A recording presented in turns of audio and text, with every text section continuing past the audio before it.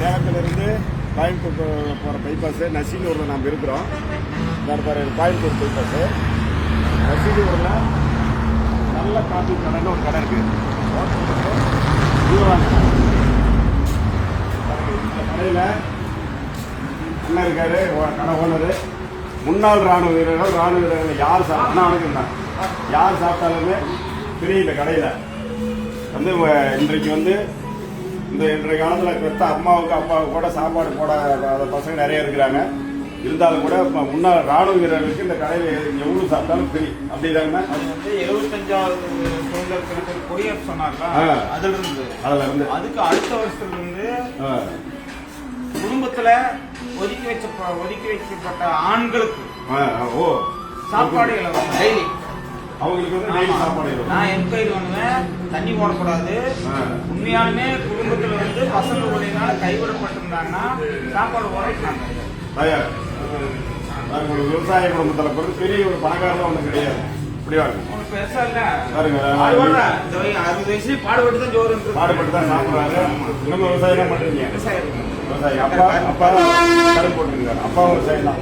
அப்பா வீட்டில் இருக்கிறாரு.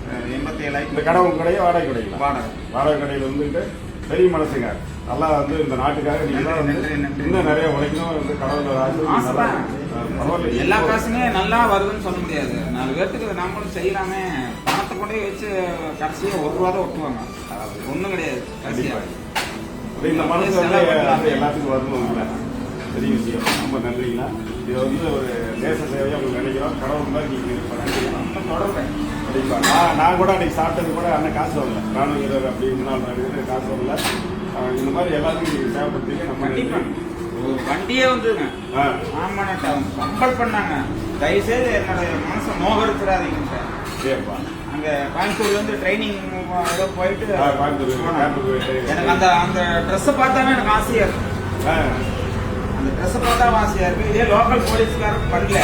ஏன்னா அவங்க அங்கேயும் இங்கேயும் கையை கூட்டி காசு வாங்குறாங்க. அவங்க உசர கூட பாடுபடுறாங்க.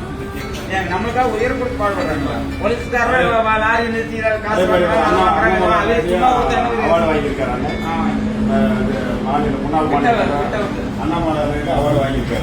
அதுக்கு முன்னாடி இது காமராஜர்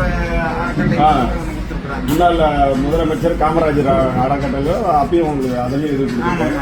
ரொம்ப நன்றிங்களா. சிறப்பு. ஒரு ஏழ்மையான குடும்பத்தில் பிறந்து மக்களுக்கு சேவை வளரக்கூடாது. 60 வயசுலயும் இன்னைக்கு தொழில் அமைஞ்சிருக்கு. கடவுளா கூட்டம் வரோம், காப்பாற்றலாம், பாடுபடலாம்.